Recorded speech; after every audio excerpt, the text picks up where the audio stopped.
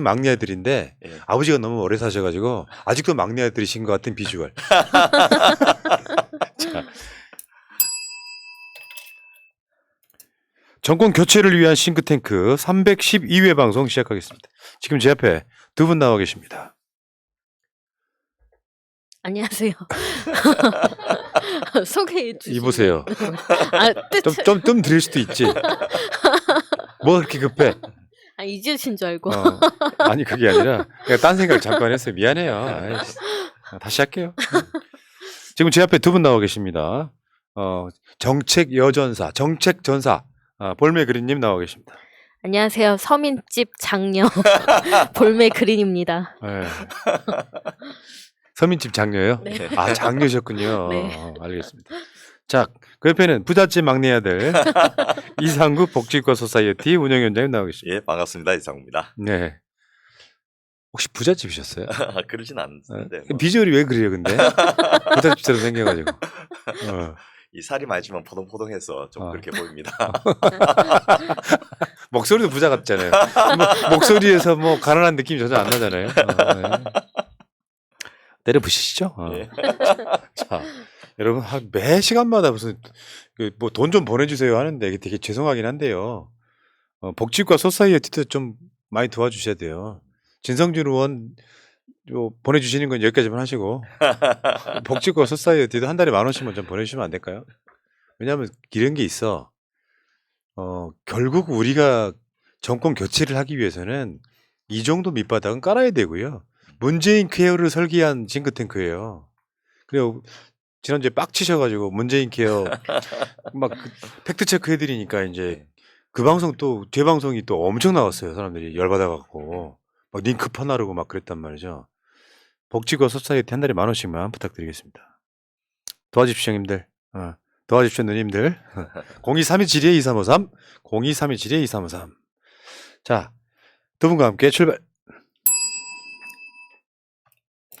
재벌집 막내 아들 시청률 20%. 이게 어느 채널이에요? 나 본 적이 없어가지고. TVN에서 하고 있습니다. TVN은 뭐 요즘에 드라마는 거의 공주법. JTBC에서 하고 TVN에서 받아서 하고 이렇게 하더만요. 그래요? 예. 뭐 이런 경우가 다 있어? 안 그런가? 잘 모르겠는데요. 제가 채널을 신경 안 써서 봐서. 저도 TV를 안 보니까. 방송을 일단 일주일에 3번씩 하니까 꽤 속도가 빠르게 가는데 그 본방송 하기 전에 재방송을 또 계속해서 틀어주고 이렇게 해서 그 여러 개 채널 이제 1시간 한 반 정도를 하거든요. 꽤 긴데도 못 보다 이렇게 하는데 이 재방송을 많이 해주니까 어쨌든 주섬주섬 이렇게 짜집게 해가지고 다 내용을 보고 있습니다. 그렇구나. 네. JTBC랍니다. JTBC니까. 그러니까 네. 원래는 JTBC인가 보네요. 예. 근데 자 그렇다 치고 뭐 채널은 중요한 건 아니고. 근데 이게 우리나라만 잘 나가는 게 아니고 우리나라 재벌 이야기인데 지금 OTT 라쿠텐 비키에서 이걸 전 세계 50개국에 올리고 있는데 일단 제목은 리번 리치입니다. 다시 태어난 그 부자 이런 뜻인데 시작한 지 5일 만에 미국, 캐나다, 브라질, 멕시코, 영국, 프랑스, 이태리, 스페인, 호주, 뉴질랜드, 인도 5개 대륙의 50개 국가에서 1등을 달리고 네. 있습니다. 제가 아까 실수했네요. 예. 지금 우리 시청자분들은요 채널밖에 안 보지 무슨 JTBC 따위를 보겠습니까? 그런데 드라마는 또 따로 보시더라고요. 아니야. 우리 시청자분들 다수는 채널만 봐. 예. 근데 그거 물어보니까 이상한 거지. 여러분들한테는 제가 영화 배우고 예. 제가 앵커고 뭐 그런 상황 아니에요. 내가 대통령이고. 예. 그래서 신생일보다 더 많은 드라마를 주인공을 하셨다는. 네, 알겠습니다. 자, 그러니까 여기에 보면은 특정 기업이 연상되는 그 예. 구조가 있죠. 예. 거기 어디예요? 일단 이름은 순양인데 그 주인공이 이제 이병철 회장하고 같은 끝자를 같이 쓰는 진양철입니다. 그래서 주로 이제 삼성 이야기에 현대 이야기를 일부 썼고 뭐 이렇게 해가지고 사람들한테 좀 익숙한 그런 내용으로 하고 있고 특히나 이제 그 지금 진양철 회장의 큰 아들 역으로 이제 진영기 부회장이 나오는데 이분이 그 팽당했던 CJ그룹의 그 이맹희 명예회장 역할을 지금 하고 있고 차남인 진동기 사장은 샹그룹의 이창희 회장 그런 역할을 하고 있고 그러니까 기본적으로 원래는 샘숭이네 샘숭. 예. 그리고 이제 진양철 회장의 그 딸이 있는데 여기는 이제 신세계 정용진 회장의 모친인 그 이명희 회장 이렇게 그 하고 있는데 다만 이제 그 딸의 남편은 정신을 나오는데 그거는 또 오세훈 패러디 뭐 또 이런 식으로 좀 돼 있는데 짜깁기구만 짜깁기. 예. 네. 근데 하여튼 꽤 재밌습니다. 어. 이게 그리고 이 내용들이 국민들이 다 봤던 내용들을 이제 그 콘텐츠로 해서 만들다 보니까 굉장히 익숙해지고 또 무엇보다 이제 주인공이 이 송중기가 맡고 있다 보니까 뭐 그만으로도 사람들이 봐야 될 이유가 있다 이렇게 이야기하더만요. 아 그러니까 쉽게 표현하면 아는 맛이네 아는 맛. 예. 저 누가 봐도 아 저거 이건희 얘긴데 이병철 얘긴데 저 사건 알지 IMF 뭐 이런 것들 다 예, 나오다 보니까 맞습니다. 재밌게 볼 수 있는 거죠. 그래서 이게 원작 이 웹툰이라 하는데 참 그걸 보면서 야, 저 웹툰 작가가 대단한 분이구나. 어떻게 저런 걸 다 알지? 뭐 저희는 이제 이런 재벌 지배 구조 같은 거 연구를 하다 보니까 그 삼성과 관련된 책도 열몇 권을 제가 읽었는데 뭐 이명희의 숨겨진 이야기 이런 것들 포함해서 이건희 시대, 뭐 이건희 인재 경영 이런 식으로 꽤 많이 공부를 했는데 그런 내용을 거의 저 작가가 다 다루고 있더라고요. 예. 그러니까 이게 이제 일종의 어떻게 보면 판타지 아니에요 판타지? 예. 그러니까 이제 실제로 판타지라는 개념이 막 말도 안 되는 차원도 있겠지만 실제로는 일어나지 않는 일인데 예. 그게 이루어졌을 때도 저는 판타지라고 보는 거거든요. 대략 저도 이 방송 때문에 예. 스토리를 대충 어느 정도 이렇게 보셨습니까? 갖고 아니 볼 시간이 어딨어요. 대략 어떤 건지 예. 속성으로 한번 이렇게 공부를 해봤죠. 그 예. 드라마 스토리를.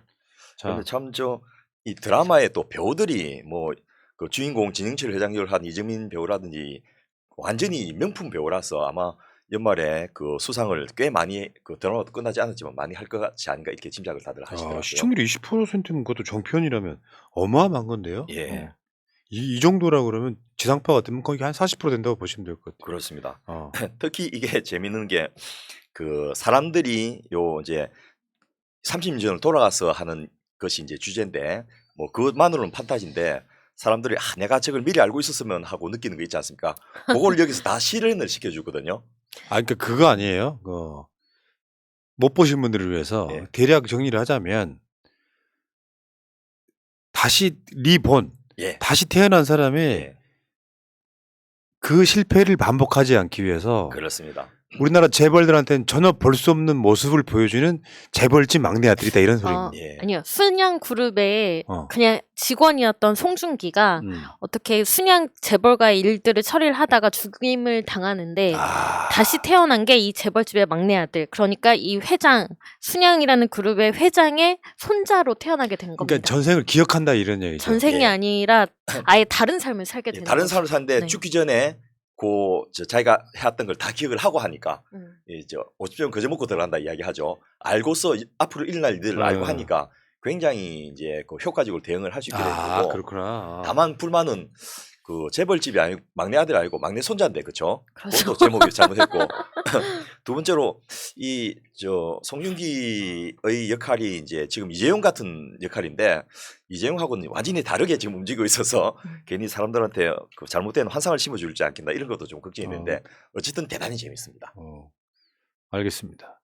근데 사실 송중기를 제외하면 예, 실제로 드라마에 나오는 나머지 악역들은 예, 우리나라 기업들의 모습이잖아요. 그렇습니다. 이게 아주 재밌는 게 대형 그룹이라고 나오는 게 이제 현대그룹을 패러디해서 나오고요.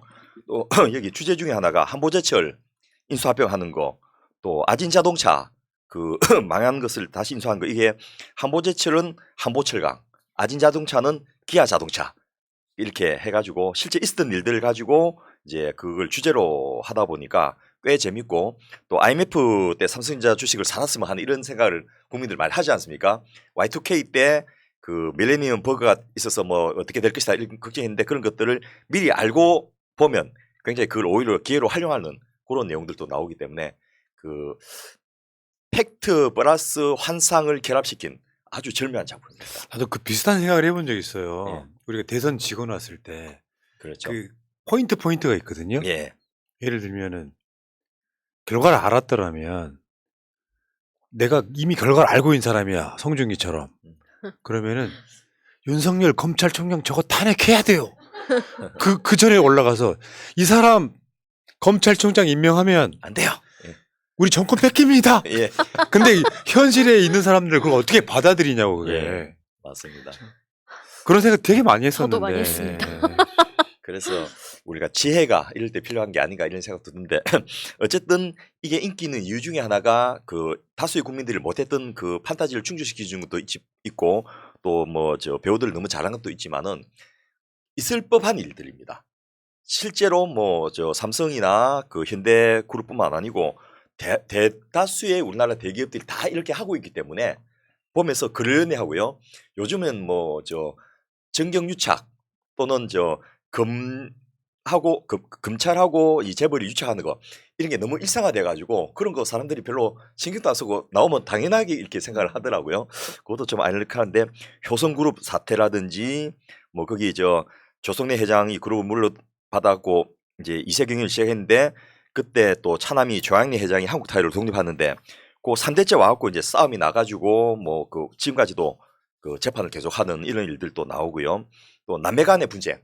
그게 지금 대한항공에 여러분 잘 아시는 그 조은태 회장하고 이렇게 조현아 부사장이 이렇게 각각의 컨소시엄을 구성해갖고 다툼하다가 경영권을 뺏기고 뭐 이런 일들 또 LX 그룹하고 뭐 한진칼의 네 분 또 형제가 아니고 동업자끼리 싸움하는 거는 이 영풍 그룹하고 고려 아연 이런 것도 굉장히 유명한 사례들인데 뭐 최근에 LG 그룹에 하고 아워홈하고 경영 분쟁 이런 것들이 다 여기 녹아들어 있기 때문에 이 참 그 우리나라 재벌들의 실태도 좀 볼 수 있고 또 한편에서는 저게 그 진양철 회장의 카리스마가 너무 세가지고 이 송중기가 결국 그 자기가 적으로 생각했던 진양철 회장을 존경하고 좋아하면서 그 뜻을 이어받게 되는 이런 것들이 좀 미화시키는 그런 것도 있지 않겠나라는 걱정이 됩니다. 그러니까 작가는 어마어마한 취재를 했을 거고요. 그게 예. 이제 집대성된 작품일 것 같은데 댓글창에 예. 아까운 시간에 드라마 이야기합니까 하셨는데 이렇게 밑밥을 까는 이유가 있잖아요. 위에 그렇습니다. 제목 보이시잖아요. 요걸 통해서 이제 우리나라 기업의 지배구조 예. 여기를 한번 들여다보려고 하는 거니까요. 성질도 급하셔 진짜. 그리고 특히 윤석열 정부 하에서 음. 재벌들이 완전히 그 살길을 구세주를 만났지 않습니까? 앞서 우리 저 시간에도 이야기하셨지만은 법인세 그 1% 깎아준 거 갖고 저렇게 목숨 걸면서 야 정말 이 재벌 대기업을 위해서는 충직한 정권인데 그뿐만 아니고 지금 뭐 법으로 할 수 없는 다른 모든 것들은 이제 재벌들을 위해서 다 해주고 있거든요. 그러니까 나는 그런 생각했어요. 이 방송 하기 전에 예. 재벌집 진짜 막내 아들은 윤석열인데 그렇습니다. 예. 재벌집 막내 아들처럼 지금 재벌들만 손들고 있잖아. 법인세 깎아주고 국회가 공전되고 있는데 그 이유잖아요.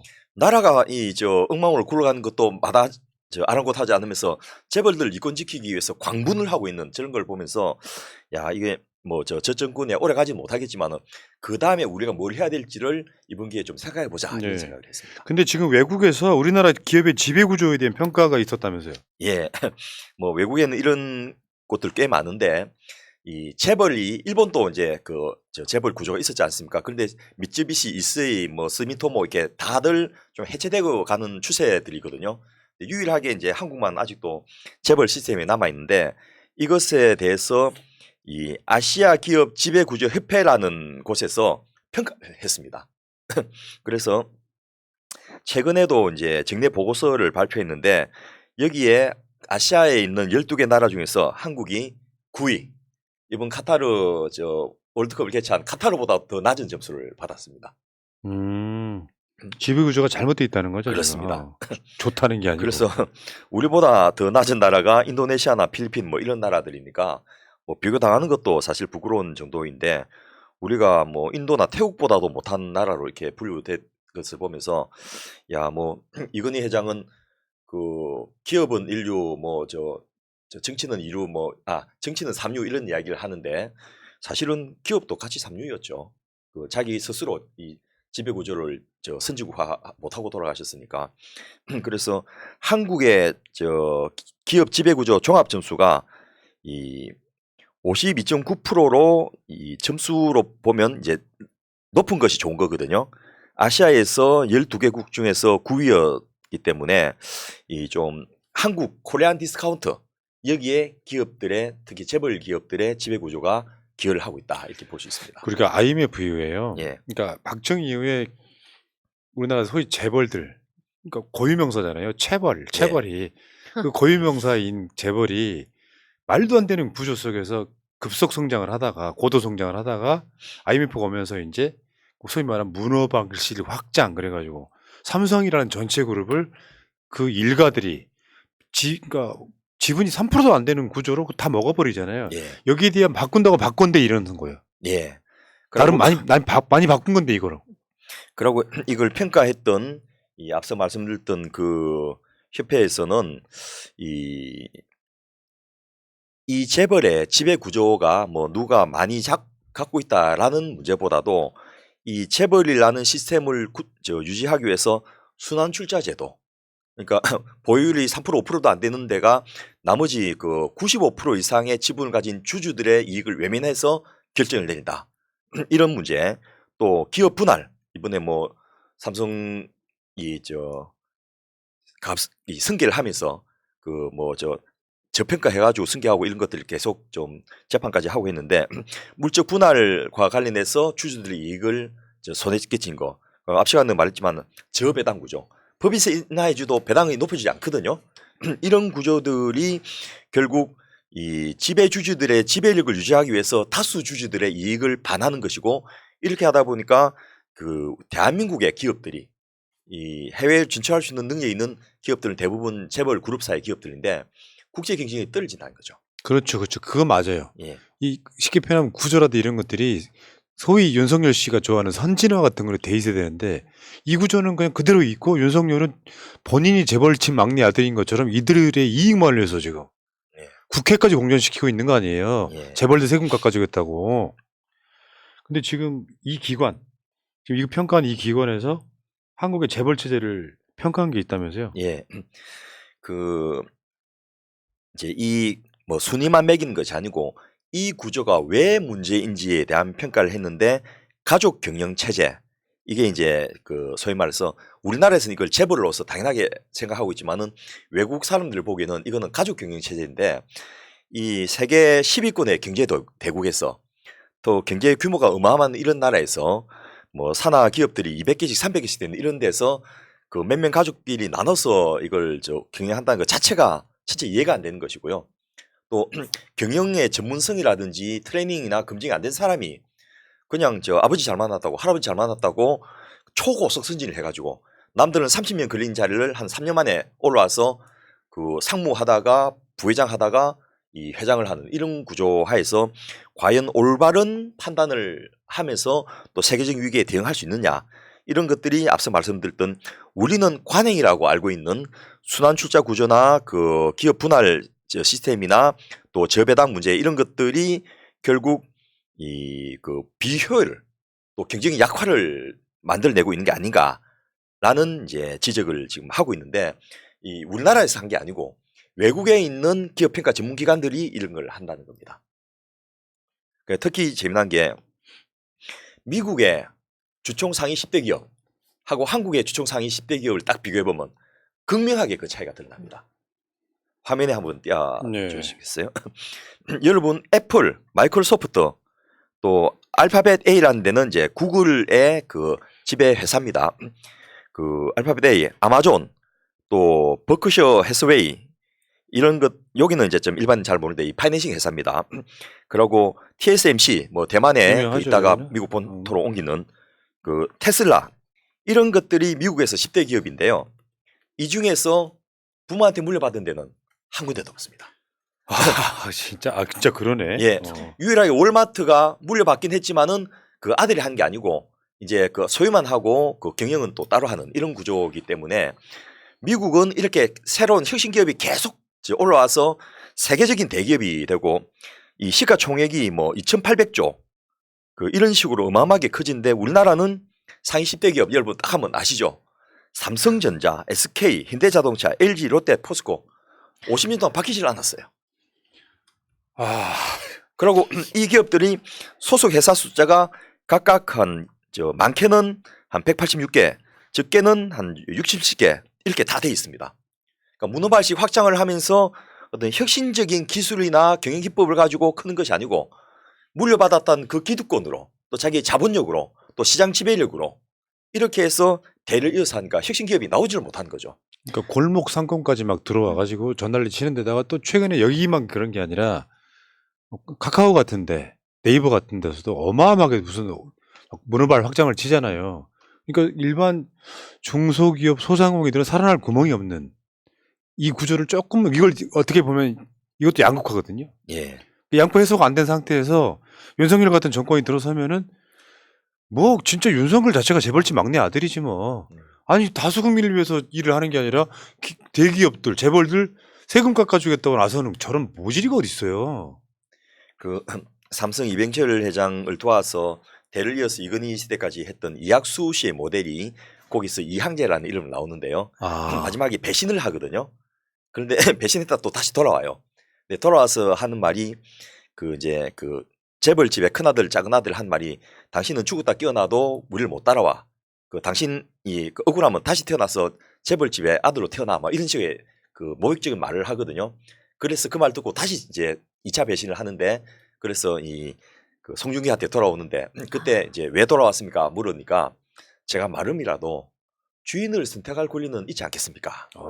이런 이야기를 하는 게 참 저는 가슴에 와닿더라고요. 대한민국의 전문 경영이라는 사람이 그야말로 옛날에 이 소작농을 지휘하는 마름 같은 역할밖에 못하는 이런 구조도 뭐 전문 경영이 반드시 잘하는 건 아니지만은 결국 그 전문적으로 경영을 위해서 트레이닝 받고 또 교육 받고 이런 사람들이 결국 잘못된 판단을 내리는 사람들을 위해서 그 봉사를 하는 이런 구조 하에서는 대한민국 기업의 효율성이 어떻게 나오겠는가? 그러니까 이재용이 대표적이지 않습니까? 이재용이 감옥에 들어가면 오히려 삼성의 주가가 오르는, 삼성전자의 주가가 오르는, 이재용이 계속 잘못된 판단을 하니까 시장에서 평가하는 거죠. 그런데도 이건희 아들이라는 이유로 네, 삼성을 지배하고 있지 않습니까? 골매 그린님 아주 못된 사람. 그렇게 전국을 지르면 어떡해. 이재용인가? 그러니까 이재용 혼자만 경영하는 게 아니기 때문에 그나마 좀 나은 거고요. 맞습니다. 나는 그 문제가 실력보다 실력이지만 저번에 장재훈 아들처럼 내가 늘상 투덜거리는 게 그 지점 아니에요. 아버지 잘못 나와가지고 만들어진 사회적 위치나 부가 자기 능력이라고 착각하는 우리나라의 그런 모질이들이 꽤 많아요. 정유라도 그러지 않았습니까? 야, 내가 삼성가에 태어났으면 지금 삼성은 전 세계 기업 1위가 됐을지도 몰라. 농담하는 게 아니라. 실제로 그 미국의 10위 기업보다 우리나라 1, 2기업의 저 시가총이 더 적습니다. 이런 것들 넘어가시고요. 예. 그런데 이제 이렇게 그 자식에게 물려주는 이런 구조를 하다 보니까 이제 몇 가지 그 문제들이 이제 구조적으로 생기는데요. 일단 이 대를 이어서 상속을 통해서 기업들을 하다 보니까 미국의 그 앞서 말씀드렸던 뭐 애플이라든지 그 MS 소프트라든지 구글이라든지 아마존이라든지 이런 기업들이 가지는 이 혁신의 능력 이런 것들을 대한민국에서는 발휘가 안 되는 거예요. 아무리 좋은 기술과 아무리 좋은 아이디어가 있어도 그것만 갖고서는 이 10위권 안에는 들어가는 게 불가능한 이런 상황을 만들어지는데 미국은 어떻게 이런 혁신 기업들이 심지어는 뭐 저 주차장 차고에서 시작해갖고 당대에 세계 최고의 기업이 되고 이런 일들이 뭐 비일비재하게 벌어지지 않습니까? 대학교 다니다가 중퇴하고 벤처 창업하면 그게 막 세계적인 기업이 되는 일들이 끊임없이 벌어지는 게 미국인데 미국의 구조를 보면 초기에는 이제 좋은 아이디어나 기술 하나만 갖고 엔젤 펀드로 사업을 시작하는데 좀 있다가 이 기술력이 어느 정도 검증되면 은행에서 경력을 가질 수 있도록 생산 시설과 그 개발한 자금을 은행이 지원해 주거든요. 그렇게 해서 저 은행의 지원과 대출로 어느 정도 크고 나면 그 다음에 기업의 주식을 공개합니다. 그러면 엄청나게 많은 주주들이 그 주식을 사줌으로써 투자할 수 있는 자금이 만들어지고 국제적인 경쟁력이 만들어지고 여기에서 어느 정도 사이즈가 커지면 이 초기의 창립자들이 물러납니다. 왜냐하면 자기들은 기술 개발하고 그 아이디어를 갖고 있는 사람이지 기업을 경영하는 전문가 아니지 않습니까? 그래서 소유만 하고 경영은 전문 경영한테 다 맡깁니다. 대부분의 기업들이 다 그렇게 하고 있고요. 뭐 설령 경영에 관여하더라도 그 중요한 사안 한두 개만 관여하지 세세하게 무슨 인사이동부터 뭐 저 지점 어디에 할 것인지 공장 어디 만들 것인지 이런 거는 관여 안 하거든요. 그렇게 한 다음에 마지막으로 전문 경영인들이 실질적으로 그 기업을 경영하는 시스템으로 이렇게 그 어떤 순환 구조를 갖고 있는데 우리나라는 이런 것들이 전부 차단당했기 때문에 그 아버지 잘 만나지 못하면 또 할아버지를 잘 선택해서 태어나지 못하면 죽었다 깨어나도 당대에는 불가능한 그러니까요. 이런 그러니까 구조가 확실히 그런 거죠. 것 같아요. 아이디어만 있고 성실성만 있으면은 누구나 다 기업을 할 수 있어야 되는데 예. 그게 안 만들어지는 국가라는 게 좀 안타깝다 이런 생각이 드네요. 그럼 국가 경쟁력이 떨어지는 거예요. 예. 우리 그 조선을 창업할 때 정도전 선생님이 삼봉이 그 함흥까지 찾아가지고 이성계를 만난 다음에 이제 그 개국을 하자 이렇게 설득을 해서 나라를 만드는데 이 소위 말해서 태조 이성계는 가오마담하고 정도전이 이제 실질적인 경영을 하면서 성균관 시스템하고 3사 시스템을 만들었거든요. 영의정, 좌의정, 우의정을 하면서 그 논리가 뭐였냐면 3대가 똑똑한 놈이 난다는 보장이 없다. 그래서 왕은 집권만 해라. 그 국가 운영은 우리한테 맡겨라. 이렇게 해서 성균관에 가면 과거를 통해서 똑똑한 사람들이 전국에서 몰려오면 누구든지 과거 시기에 합격하면 성균관에 들어갈 수 있는 자격이 주어지고 성균관에서 5년 내지 10년을 트레이닝 받으면서 이게 학습이나 시험 과정을 통해서 선발이 되는 거죠. 성균관 박사들은 학문을 가르치는 사람인데 현직 관리들이 성균관에 이 강의를 하기 위해서 파견 옵니다. 그러면 자기가 그 현직에 있으면서 느꼈던 문제에 대해서 그 케이스 리포트를 해주는 거죠. 이런 문제가 있을 때 어떻게 하겠습니까? 하고 저 할 때 대답을 잘한 사람, 또 질문 똑똑하게 한 사람, 그 사람 발탁해갖고 자기가 그 이 의정부를 돌아갈 때 데리고 가는 거죠. 이렇게 해서 좌의정 파벌과 우의정 파벌이 이게 저 좋은 사람들로 이끌어지게 되고 이 그 좌의정과 우의정이 각 계파를 대표해서 그 영의정이 조정하는 이런 것이 정도전이 꿈꾸는 나라였고 이 시스템이 600년을 가게 만들었거든요. 그런데 그 뭐 이학수에 대해서 말도 많지만은 삼성이 3대가 똑똑한 사람이 난다는 보장이 없으니까 그 이 오너 일가들은 지배만 해라. 운영은 우리가 하겠다. 이런 식으로 하면서 내부적인 트러블이 있었던 걸로 알고 있고 여전히 뭐 삼성 내에서 이학수 라인들도 아직 살아있고 이재용이 집권했지만은 이재용 라인에서도 또 다른 생각 가지고 있는 사람도 있고 막 이런 식으로 이번에 결국 이재용이 그 다음 단계에는 승계는 없다라고 선을 했습니다. 자기 대해서 이 삼성 승계는 마무리 짓겠다라고 선을 했죠. 물론 할지 않을지 모르지만. 그러니까 이런 세계적 트렌드에 어느 정도 맞춰가는 거예요. 예. 당연한 것임에도 불구하고 앞으로 그런 일이 있을지 없을지 모르겠지만 사회가 그걸 용납하지 않으면 되거든요. 맞습니다. 야, 재벌 이 오너들이 경영까지 한다는 것 자체가 세계적 추세도 안 맞아요. 그러니까 뒤떨릴 수밖에 없는 건데 최근에 보니까 그 일론 머스크가 예. CEO 자리를 온라인 투표로 CEO 자리를 뽑더만. 황당하죠. 네. 지금 국민의힘은 그 국민들 여론조사도 안 하고 또 100% 당원으로만 한다고 하는데 그 트위터를 440억 달러, 57조 2천억에 인수했는데 그걸 하면서 막 그 직원 반을 해고하고 이렇게 또 여러 가지 이제 경영상의 문제를 일으키니까 그 반대 여론이 높은 거예요. 그래서 일론 머스크가 아예 트위터에다가 내가 이 자리를 계속할 것인지 그만둬야 될 것인지를 당신들 의견 주라.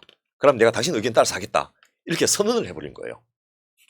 그러니까 주주도 아니고. 이재용도 한번 했으면 좋겠는데? 그런데 실제로 이 지금 아직 투표가 진행 중인 걸로 알고 있는데 2천만 명 이상 투표를 했고 거기 반대율은 더 높은 거예요. 그래서 지금 일론 머스크가 그 사직한다는 CEO에서 내려온다는 이런 것이 지금 대세로 가고 네. 있습니다. 물론 이제 자기의 노이즈 마켓 중에 하나일 수도 있습니다만은. 근데 더 재밌는 게 최근에 이제 이슈가 되고 있는 게 또 어떤 분이 또 댓글창에 쓸라. 니들이 지금 남매 이혼 이야기할 때냐가 아니라 집의 구조 이야기하는 거예요. 예. SK 최태원하고 노소영 씨하고의 이혼 소송 보도가 되고 있잖아요. 예. 근데 진짜 우리나라는 좀 아무것도 아닌 것 같아. 예. 그러니까 간단히 말해서 노소영 아버지 덕분에 예. SK가 전방에서 재벌이 된 거예요. 그 SK가 교복이나 만들던 회사야. 그 SK를 국가가 노태우가 한국이동통신을 줘버려요, SK를. 맞습니다. 예. 그래가지고 돈 왕창 벌어서 우리나라 5대 기업이 됐어. 근데 그 노소영을 쫓아내고 뭐 그런 과정에 보니까 저것밖에 안 주나 싶은 생각이 들더라고요. 예, 지금 1심 판결이 났는데 노소영은 그 위자료 3억하고 그 최 회장이 보유한 주식회사 SK 주식을 반을 이제 분할해 달라 이렇게 요구를 했는데 이 그 1심 법원은 665억 원을 주고 그 이혼해라 이렇게 나온 거예요. 그런데 여기에 대해서 이제 항소를 했는데 그 노소영의 주장이 이겁니다. 그때 결혼하고 얼마 안 돼서 94년도에 이 주식회사 SK 주식을 2억 8천만 원 주고 매수했다. 그게 이제 아까 방금 우리 푸나님 말씀하셨던 이 뭐랄까 이 대한텔레콤을 이제 그 SK가 인수하면서 이게 그 몇 년 만에 값이 뚝뚝 떨어지고 막 이렇게 문제가 됐거든요. 그래서 이 대한텔레콤의 주식을 70%를 주식회사 SK가 2억 8천만 주고 산 거예요. 야, 그런데 이게 28년 만에 그 3조 원 가까이 뛰는 거예요. 그러니까 노소영의 주장은 이겁니다. 그때 우리가 부부가 결혼해갖고 그 우리의 그 자금으로 이걸 취득했고 그 사이에 이게 늘어났으니까 이거는 그 최태원 회장의 아버지가 저 상속해 준 게 아니지 않느냐. 그러니까 이 증식된 재산의 반은 내가 소유권이 있다라고 하는데 반이 1,297만 주인데 이게 지금 3조거든요. 아, 그러니까 위자료는 3억 원이지만 이 음. 지분으로만 주면 3조 원을 달라는 거. 예. 근데 그때 그 대한텔레콤이 만 원짜리 주식을 이 최태원이 2억 8천만 원에 70%를 살 수 있었던 이유가 만 원짜리 주식을 400원에 샀거든요. 살 때부터 그 헐값에 산 데다가 계속해서 여기다가 일감 몰아주기를 해갖고 몇백 배, 몇천 배를 키워버린 거예요. 그것도 사실 불법이었어요. 예. 그래서 그 돈으로 600억 원보다도 나는 주식의 50%를 내한테 달라라고 하는데 이게 그 말이 3조지 주식으로 치면 1조 5천억인데 전체 SK그룹을 자제하는 지주회사가 돼버린 거예요. 그러니까 SK그룹의 경영권을 갖겠다 이렇게 돼버린 거예요. 여성단체들 뭐합니까? 이혼하는데 이거 지금 너무 불합리한 거 아닙니까? 똑같이 나눠야죠. 그러네, 들고 진짜. 일어나야죠 지금. 예. 그 재산의 형성 과정에 서로 간에 그 전혀 서로가 영향을 끼치지 않았단 모를까. 사실은 노소영은 최태원이 이렇게 커가는 데 있어서 결정적인 공로가 있는 사람인데. 예. 그러니까 간단히 말해서 너 그럴 거면 회장직 내놔에 가까운 이야기잖아요. 근데 지금 결론이 아직 안 났죠.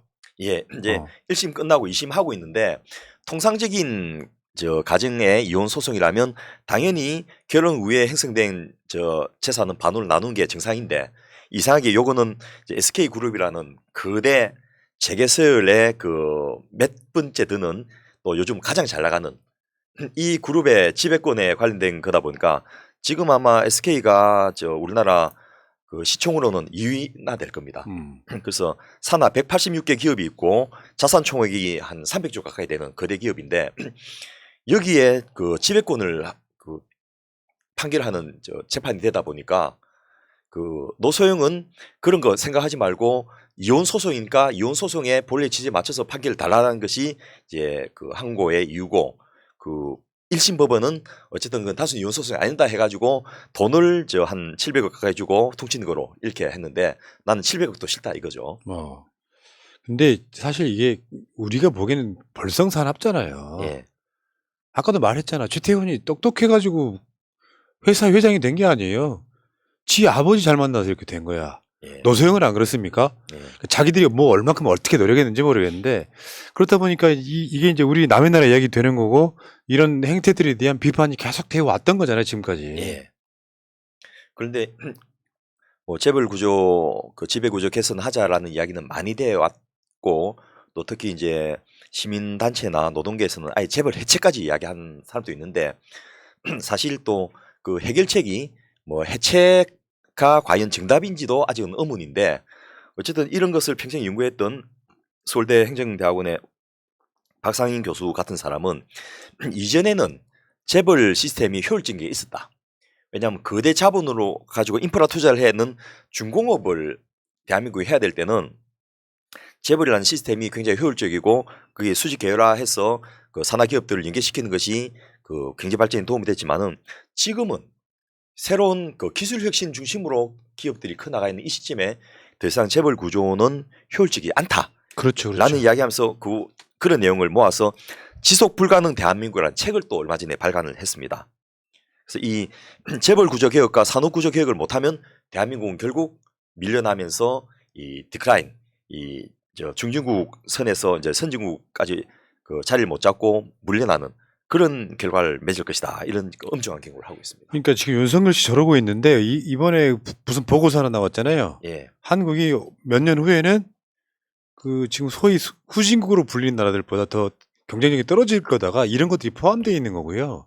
가장 혁신해야 될 정권이 지금 진짜로 재벌집 막내 아들이라 그러니까 혁파의 대상인 그 기업들을 위해서 기업들한테 세금을 깎아줘야만 뭐 일자리가 생긴다, 투자한다 같은 말도 안 되는 한 20년 전에 이미 거짓으로 방명난 짓을 하고 있다는 게 가장 큰 문제 같고요. 이 코로나 와중에 우리나라 상위 10대 기업들의 매출이 그 2019년에는 1,070조였는데 2021년 3년 만에 1,209조로 늘어가지고 GDP 대비 비중이 전에는 55.6%였는데 이제는 58.3%까지 해서 거의 60% 가까이 육박을 하게 된 겁니다. 10대 기업 집단이 대한민국 전체 생산 60%를 만들어내는 거예요. 그러니까 이게 양극화가 더 심해지고 있는 거예요. 그렇습니다. 지금 솔직히 말해서 대기업이나 재벌은 개혁된 적이 없어요. 예. 문어발 소리 들으면 살짝 줄이는 것 같이 하다가 결국 뭐 내부 거래 또 문어발씩 확장하면서 야 저번에 그 재벌은 아니지만 사실상 카카오도 재벌이 된 거잖아요. 예. 계열사 보니까 삼성보다 많아. 예. 그럼 또 그나마 그거는 지금 소위 IT 기업 뭐 이런 관점이기 때문에 조금 그렇게 빨리 불어날 수 있을 것 같은데 이거는 약간 논외라고 치더라도 그 재미난 사례가 이제 모토로라가 이동통신 그 핸드폰에서 세계 1위였지 않습니까? 이 애플에 뒤졌던 이유가 뭐냐라는 분석 보고서 같은 걸 보면 어떻게 나오냐면요. 모토로라도 이 삼성전자보다 훨씬 앞서서 그 삼성전자가 이제 C랩, 인사이드 C랩, 아웃사이드 해갖고 그 자기 직원들이 내부 벤처를 만들면 그것에 대해서 지원해 준 게 있고 외부에서 좋은 아이디어를 갖고 오면 삼성에서 지원해 주는 이런 형태를 갖고 혁신적인 벤처 기업들을 지원하는 프로그램을 하고 있는데 모토로라가 삼성보다 훨씬 앞서서 이걸 했어요. 근데 거기서 터치 스크린으로 이 핸드폰을 바꾸자라고 이야기했는데 모토로라 본사에서 이걸 거부를 한 거예요. 보통을 계속 해야 된다. 이게 재벌집 막내 아들이 태어나면 이거 받아줬을 거예요. 그러니까요. 나 모토로라 진짜 지금도 생각납니다. 그때 네. 핸드폰 초창기 때 모토로라 썼던 예. 기억이. 그 모토로라하고 노키아가 같이 이제 그걸 혁신을 거부하다 보니까 삽시간에 그 애플한테 세계를 뺏겨버린 거예요. 그러니까 삼성은 그때만 해도 어쨌든 그 애플이 그렇게 하니까 따라서 열심히 삼성 갤럭시가 왔지 않습니까? 그나마 따라갔는데 지금 모토로라 아는 사람 없잖아요. 노키아 그게 뭔 기업이야? 뭐 이런 이야기. 저는 기억을 하고 있어요. 일제강점기 때 쓰던 핸드폰이지. 아이고 참가. 야. 근데 이런 그 혁신이라는 것은 기존의 틀을 깨부수고 과감하게 새로운 도전을 해야 되는데 재벌 구조가 그것을 원천적으로 불가능하게 한다는 거죠. 그러니까 단순하게 저들이 지분 3% 5%라 갖고 거대한 몇백 조짜리 기업을 좌지우지한다. 그러고 그 책임도 안 진다. 뭐 이런 도덕적 해임 문제를 떠나서 지금 아리백이라든지 뭐 신재생 에너지 산업이라든지 이런 것들은 엄청난 혁신을 필요로 하는데 재벌 대기업들은 전부 자기들이 그 기존의 중공업들 다 갖고 있는 거예요. 자기들 입장에서는 이런 혁신적인 신기술을 오는 게 오히려 손해가 된다고 보는 거죠. 그 혁신 기업이 생기면 또 이런 재벌 쪽에서 그 자본을 가지고 그 기술을 사장시켜 버리거나 흡수시켜 버리면서 네. 그 기술이 조금 더 발전하는 길을 막아버리는 결과가 초래가 되니까 맞습니다. 크기가 너무 어려운 구조인 거죠. 그런데 이제 해마다 재벌 총수들 청와대에서 불러가지고 전에는 영미관에서인데 요즘은 이제 그 아마 이 다른 곳에 또 빌려갖고 이렇게 밥을 사는데 그렇게 하면 그 100조 투자합니다. 뭐 179조 신규 투자하겠습니다. 이렇게 약속을 하지 않습니까?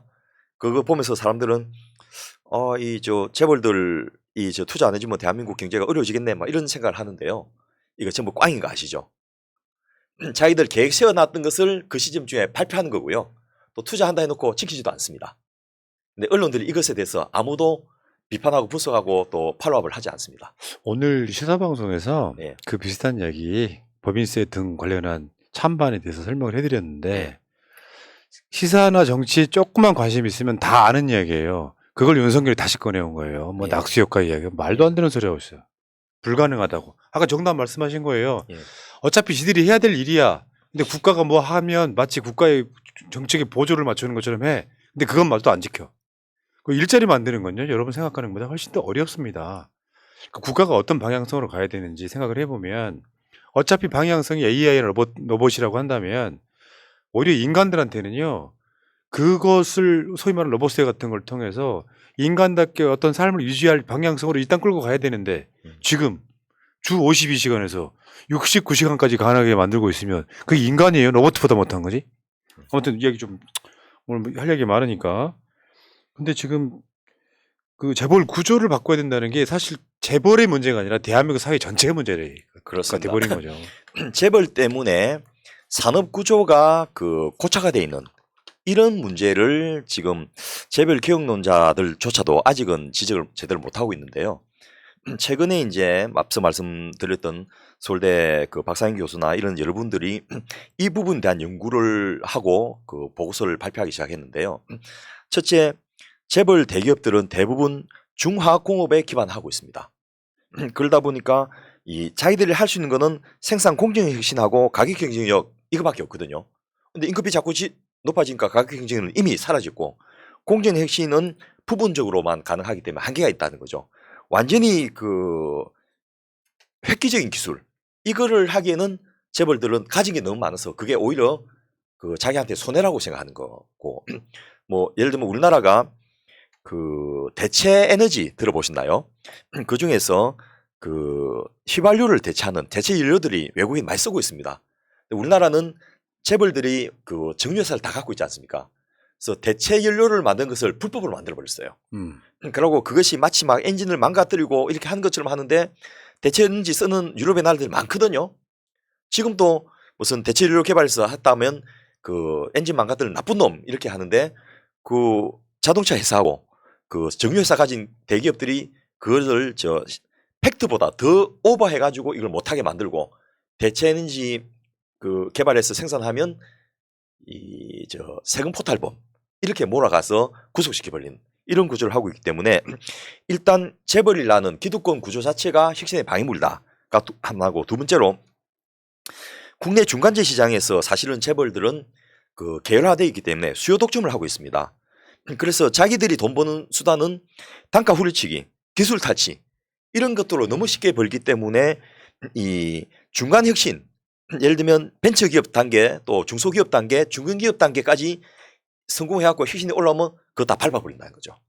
내한테 기술을 탈취당하든지 아니면 상담하든지 아니면 문 닫아버려 이런 일들이 벌어지고 마지막으로 이 근본적인 시스템 개혁이 재벌 대기업들은 불가능한 게 거대 기업들을 갖고 있다 보니까 이 탄소 중립이라든지 완전 신재생 에너지라든지 산업 구조 자체가 소프트웨어 기반으로 플랫폼 산업 이런 것들을 못 받아들이는 거죠. 그래서 뭐 카카오나 네이버도 사실은 해외 상장해갖고 역으로 들어온다든지 또 소비재 B2C에서만 하지 B2B에서는 힘을 못 쓰지 않습니까? 이런 부분적인 것만 허용하지 근본적인 미국같이 상위 10대 주총 대기업들이 전부 혁신 기업인 그런 나라가 대한민국 못 되고 있다는 거죠. 참 그러니까 이게 윤석열은 진짜로 세상 만사에 1000가지 중에 한 가지밖에 모르는 거예요. 예.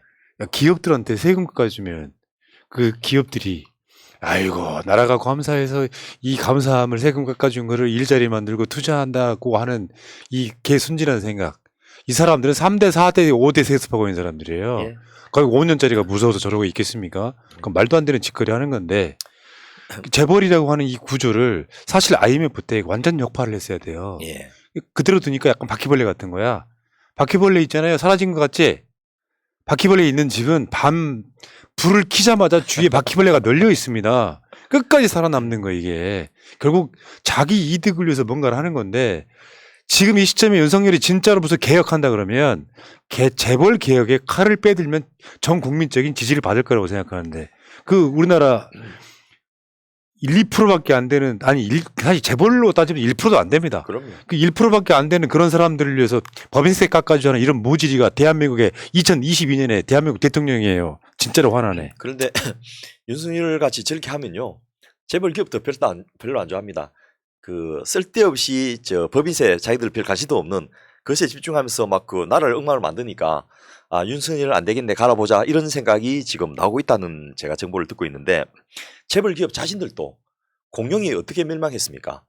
기후변화에 대응 못하니까 거대한 몸집으로 에너지 효율성 떨어지니까 결국 멸종을 해버리지 않습니까? 그리고 털을 예피에 두르고 있고 작은 몸집으로 이 혹한기 그 시대를 잘 살아남은 포유류가 결국 이제 다수종이 되는 이런 환경 변화에 어떻게 적응하고 반응할 것인가라는 측면에서 본다면 재벌들은 이미 그 효율성을 다 한 그룹이라는 거죠. 그런데 예. 이 재벌들을 자기들 내부 혁신으로는 안 되니까 바깥에서 공정한 룰이라는 걸 통해서 이 재벌 구조를 정상시켜줘야 되는데 공정거래위원회가 무슨 화물인대 노동자나 때려잡고 있는 이런 상황에서 재벌들 지배구조 이런 거는 지금 관심도 없거든요. 근데 이거 하루아침 되는 거 아니고 20년 30년 걸리는데 지금부터 차근차근 단계를 밟아 나가야 되는데 뭐 문재인 정부에도 세게 한 건 아니지만은 그 시대에 해왔던 거 전부 셧다운 시켜버렸거든요. 그러면 우리나라는 그만큼 더 느려지고 늦어지고 그러면 세계적인 변화에 그만큼 뒤처지게 되니까 결국 그 고생은 다수 국민들이 할 수밖에 없는 그런 구조로 간다는 거죠. 야, 진짜 우리나라 대통령 하나가 예. 사실은 그런 거 있잖아요. 차기 정부가 예. 그런 역할도 해야 되는 시대적 흐름이라는 게 있단 말이에요. 예. 나라를 더 건강하게 만드는데 사실은 몸이 뚱뚱해가지고 성인병 걸릴 확률이 높다고 하면 이 사람을 운동시키는 게 위하는 거죠. 많이 더 처먹으라고 거기다가 기름진 음식 갖다 주는 게 위하는 게 아니에요. 왜냐하면 그 사람 전체를 보면은 살을 빼서 건강하게 만들고 아까 말한 여기 그 어떤 시스템에 있어서 개혁을 시켜야 되는데 그게 안 돼. 그러니까 많이 처먹으라고 막 갖다 바치는 거야. 왜? 자기도 거기 떨어진 콩고물을 진짜 낙수 효과는 윤석열 같은 기득권이 그 재벌들한테 받는 게 낙수 효과 아닙니까? 예. 그래서 저희 복지과 소사이티는 이제 기존 다른 시민사회단체나 노동계와는 다르게 재벌 혁파가 우리의 저 정책은 아니거든요. 재벌이 가진 장점도 있다.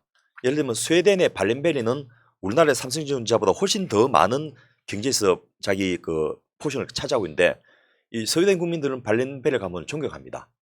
근데 발렌베레의 그 경영승계 원칙이 뭐냐면 소유는 하되 지배는 하지 않는다. 그리고 형제 둘이가 항상 번갈아 가면서 협의해서 그룹을 운영한다. 그래서 발렌베레 가문의 정식 넥타이가 그 이발소 넥타이 같이 빨간과 파란과 서로 교차되도록 해놨는데 형제 둘이가 서로 상의해 가면서 경영을 이어받아라라는 것이고 또 그 경영권에 도전하려면 무조건 해군 장교 생활을 몇 년 이상 해야 된다라는 규정을 두고 있습니다. 그래야지 국가도 알고 또 군 조직도 알고 또 이 대한민국 스웨덴에서 발렌베레 가문의 역할과 기능을 알아야 된다라는 것을 이제 조건으로 까다롭게 두면서 운영하고 있는데 지금 또 발렌베레 가문 잘 나가고 있거든요. 예. 뭐 아스트라제네카 이런 거대한 기업들이 다 그쪽에서 소유하고 있는 기업들입니다. 아, 그러네요. 예. 그래서 저는 대한민국에서 예를 들면 기업들의 황금줄을 허락해 달라 이런 게 이제 재벌들의 이야기인데 그 1주 1의결권이 아니고 1주가 10배 의결권, 20배 의결권을 가지도록 그 하는 걸 황금줄 하는데 이런 거 발행을 허용해 주자는 거죠. 그러면 이 경영 승계가 가능해지거든. 재벌 승계가 가능해지거든요. 뭐 그것이 중요한 것이에요. 그 승계를 해갖고 너희들이 국가에 기여할 수 있다는 걸 증명을 해내라. 그러면 이 앞서 말씀드렸던 이 여러 가지 순환 출자 구조라든지 또 직접 경영에 그 관여를 해갖고 자주지 모르면서 하는 거라든지 또 자기들의 개인 기업에 이권을 몰아주게 한다든지 뭐 이런 것들을 없애는 것과 교환 조건으로 저희는 한다고 보는데 예.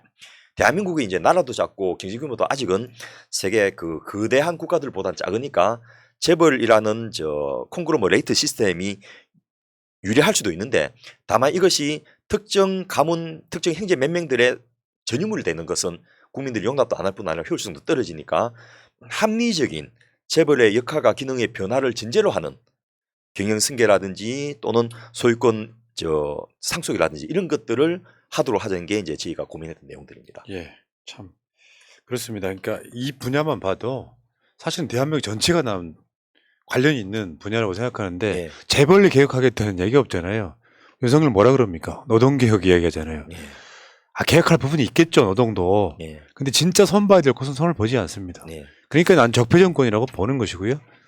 그래서 우리가 그 윤석열 시기를 잘 이겨내고 빨리 정권 교체를 하는 것도 중요하지만은 그 다음에 뭘 할 건지도 계속해서 확인해 가면서 구체적인 계획도 세우면서 이 투쟁을 하는 것이 뭡니까? 예, 일과 투쟁을 병립하자 이런 이야기를 옛날에 많이 했는데 네. 지금이 그런 시기가 아닌가 싶습니다. 알겠습니다.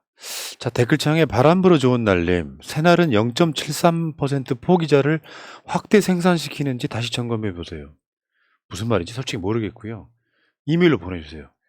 저게 어떤 말인지 전혀 이해가 안 되고 방송에서 그런 이야기를 연관시킬 만한 이야기를 한 적이 없다는 말씀을 일단 드릴게요. 무엇이었는지 알려주시고 지금 채팅창 위에 정봉주 TV로 갑시다라고 쓰여 있잖아요. 지금 방송이 열려 있습니다. 새날 방송 끝낼 테니까 새날은 이따가 8시에 다시 오고요. 끝낼 테니까 정봉주 TV로 가셔가지고 새날에서 왔어요라고 꼭 쓰세요. 댓글창을 폭파시켜버리세요. 오늘 또 재밌는 주제 이야기하신다고 하니까 자, 정권 교체를 위한 싱크탱크 312회 방송 자 마치도록 하고요. 자, 두 분은 다음 주에 뵙겠습니다. 고맙습니다. 감사합니다. 감사합니다. 민주주의 평화 통일 다 죽어간다 이대로는 놔둘 수 없다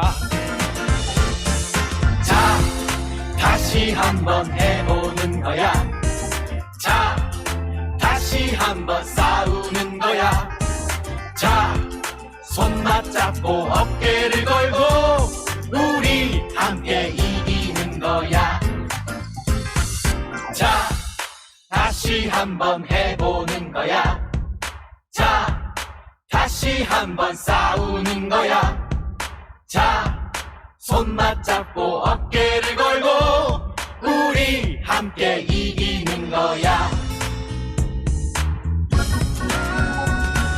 자 다시 한번 해보는 거야 자 다시 한번 싸우는 거야 자 손 맞잡고 어깨를 걸고 우리 함께 이기는 거야 자 다시 한번 해보는 거야 자 다시 한번 싸우는 거야